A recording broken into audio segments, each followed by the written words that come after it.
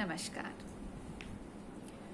पाइसा निष्पत्ति poisons ratio क्या होता है, इसकी डेफिनेशन क्या है और इसके लिए जो फॉर्मूला है वो सब चीज़ें हम एक लेक्चर में सिलेबस के अकॉर्डिंगली डिस्कस पहले ही कर चुके हैं। आज हम जो टॉपिक डिस्कस करने जा रहे हैं उसका नाम है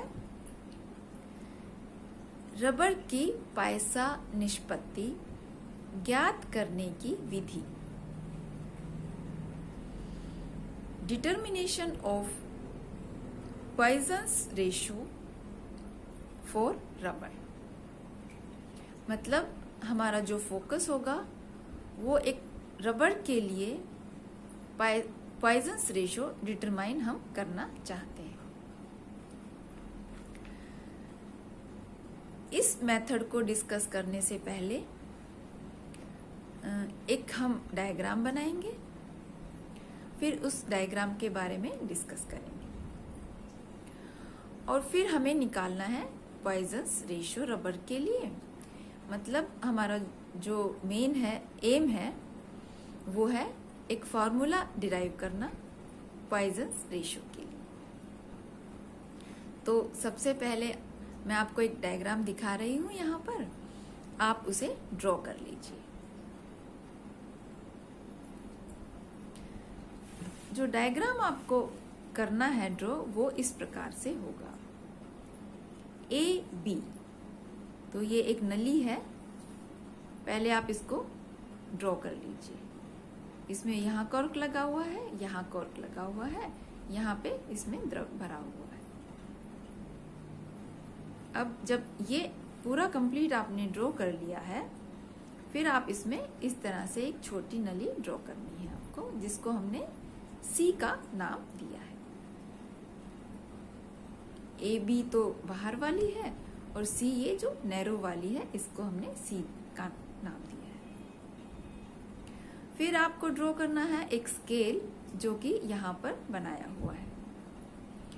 इस स्केल के ऊपर एक पॉइंटर है, यहाँ पर ये मूव करता है।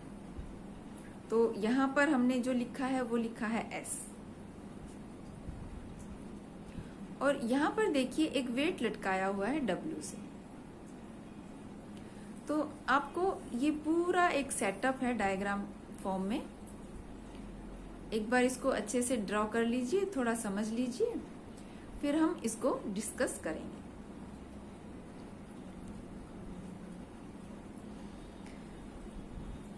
रबर की पाइसा निष्पत्ति ज्ञात करने के लिए लगभग 1 मीटर लंबाई, मतलब जो लंबाई हम ले रहे हैं वो है 1 मीटर,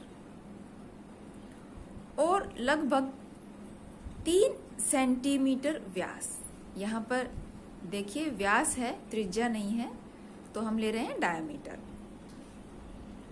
लंबाई हो गई 1 मीटर, डायमीटर हो गया 3 सेंटीमीटर। तो इस नाप की एक नली हमने ली है, जिसको हमने लिखा है ए बी से। ये जो नली है ऊर्ध्वाधर लटका देते हैं हम,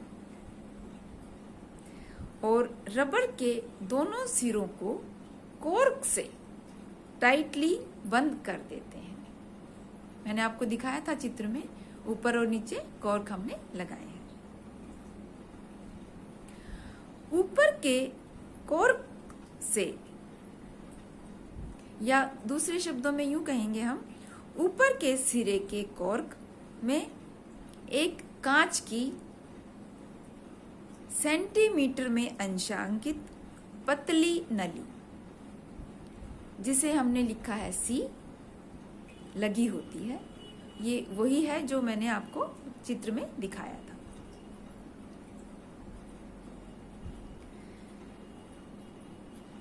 इससे हम आयतन में परिवर्तन ज्ञात करते हैं।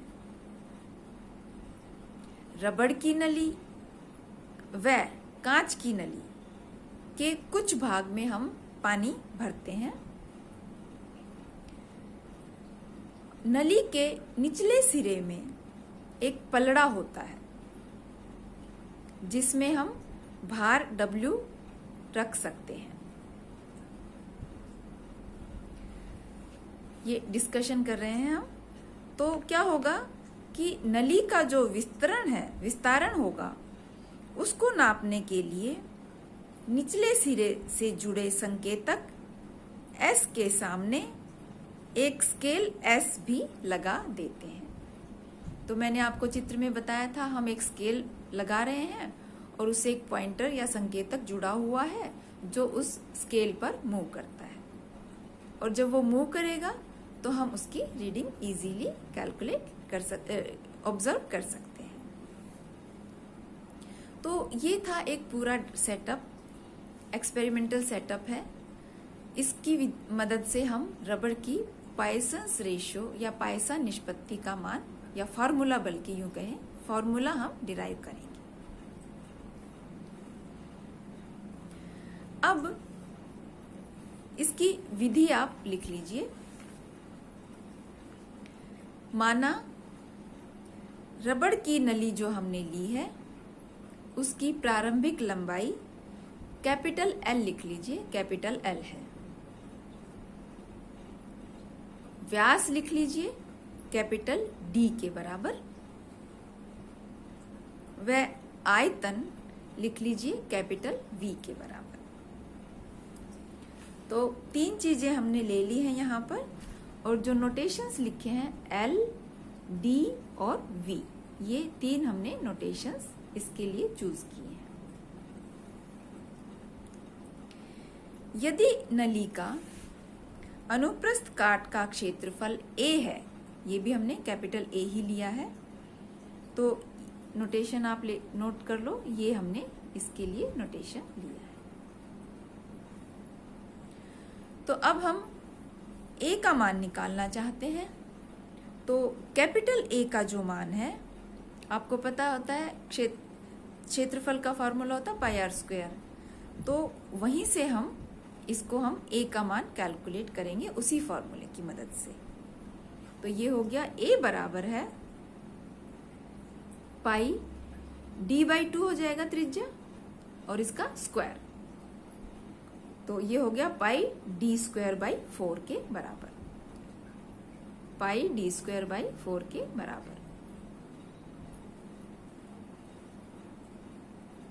अब हम क्या करेंगे, अब हम कर देंगे इसका अवकलन। तो उससे हमें क्या मिलेगा, DA का मान। तो देखिए DA क्या हो जाएगा, यहां से आप नोट कर लीजिए इसको, पाई/4 2D और DD। अवकलन करने के पश्चात लेफ्ट हैंड साइड में DA मिल जाएगा, राइट हैंड साइड में DD मिल जाएगा। बाकी जो फैक्टर्स हैं वो तो आपके सामने मैंने लिखे हुए हैं।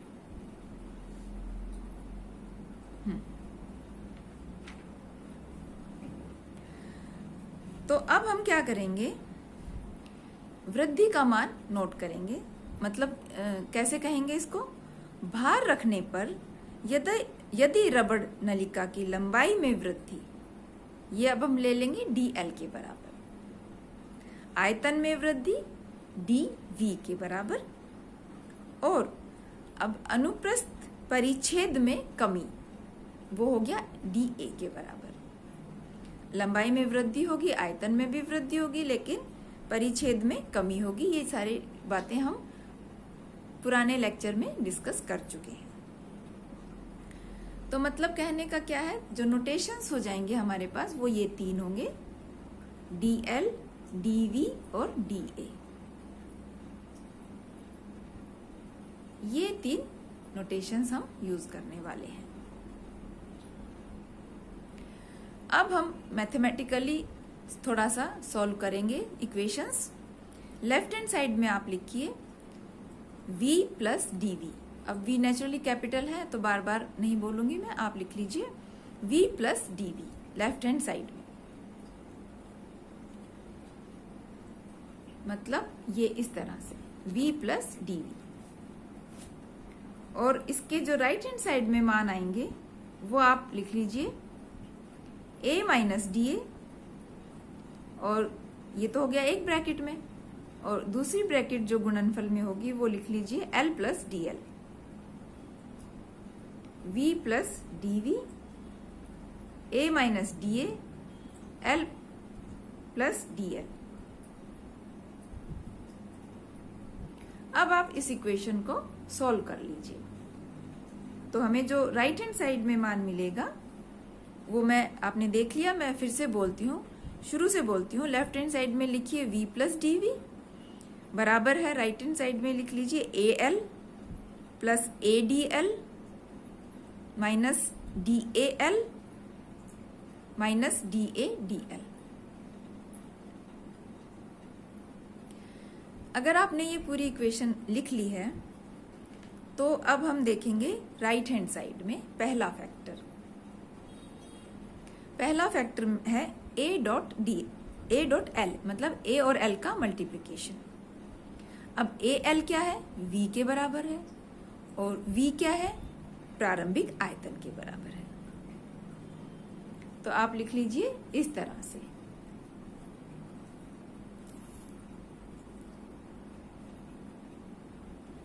अच्छा, इसी इक्वेशन में जो ऊपर हमने इक्वेशन लिखी थी left and right hand side में, उसमें जो राइट हैंड साइड में लास्ट वाला फैक्टर है वो है D A dot D L, मतलब डी ए और डी एल का गुणनफल। अब क्या है, ये जो राशि है ये दो लघु राशियों का गुणनफल होने से क्या होगा, इसको हम नेग्लेक्ट कर सकते हैं, इग्नोर कर सकते हैं। छोटी छोटी दो चीजों को गुणा करेंगे तो हमें जो क्वांटिटी मिलेगी वो एक स्मॉल क्वांटिटी मिलेगी, इसलिए जो लास्ट वाला फैक्टर है जो कि है D A dot D L, उसको हम इग्नोर कर देंगे। तो ऐसा करने के पश्चात हमारी जो इक्वेशन फॉर्म ले लेगी वो देखिए यहां पर v प्लस डी वी बराबर है v क्या है, a डॉट एल का मान plus A D L minus D A L. तो ये इक्वेशन हमें यहां से मिल गई। अब लेफ्ट हैंड साइड में भी v है और राइट हैंड साइड में भी v है, तो दोनों एक दूसरे को कैंसिल कर देंगे। तो जो इक्वेशन हमें मिलेगी कैंसिल करने के बाद वो आप लिख लीजिए, वो है ये इक्वेशन जिसमें हमने dv का मान लिखा है। तो इक्वेशन हो गई लेफ्ट हैंड साइड में dv, राइट हैंड साइड में a dot D L minus D A dot L. अब इस पूरी इक्वेशन के अंदर हम क्या करेंगे, दोनों साइड्स dl से डिवाइड कर देंगे। तो लेफ्ट हैंड साइड में आप लिख लीजिए, जो पहले dv था अब हो जाएगा dv बाई dl, और राइट हैंड साइड में हो जाएगा ये form a minus D A dot D L into L. तो ये हमारी पूरी इक्वेशन हमें मिल गई है। अब dA का मान हम रखेंगे और इस इक्वेशन को थोड़ा सा चेंज कर देंगे। तो आप देखिए यहां पर मैंने लिखा हुआ है, अगर आपको दिखाई दे रहा है, dA बराबर है pi 2d by 4 into D which is equal to 2a dd, और a बराबर है पाई d स्क्वेयर बाई 4। तो ये हमारा पूरा मान है। तो यहां से हम क्या कह सकते हैं कि dv बाई dl का जो फॉर्म होगा वो ये हो जाएगा, dv बाई dl बराबर है a minus L upon D L into 2a into dd by d। और फिर हमने इसको इस फॉर्म में लिख लिया, dv बाई dl बराबर है a minus 2al d divided by d into dd by dl। और इसको हमने पॉइजन्स रेशियो का फॉर्म में रख दिया है, क्योंकि पॉइजन्स रेशियो का मान होता है l upon d multiplied by D upon dl। अब इस इक्वेशन को थोड़ा सा और सिंप्लीफाई करेंगे तो हमारे पास पॉइजन्स रेशियो का मान आ जाएगा, जो हो गया 1/2 1 minus 1 upon A with in the brackets into dv by dl। तो ये जो है ये हमारा फॉर्मूला आ गया। ये क्या है? पॉइजन्स रेशियो रबर ट्यूब के लिए, रबर के लिए। अब नली का जो आंतरिक व्यास है d, उसका मान उसके दोनों सिरों पर वर्नियर द्वारा ज्ञात कर लेते हैं और माध्य अनुप्रस्थ परिच्छेद ज्ञात कर लेते हैं।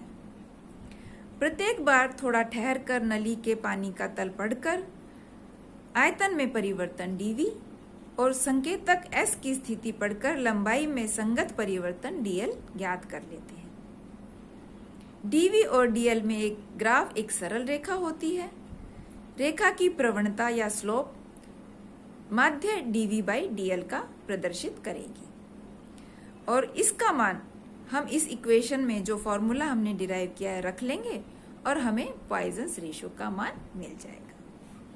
तो ये था article Poisson's ratio for rubber.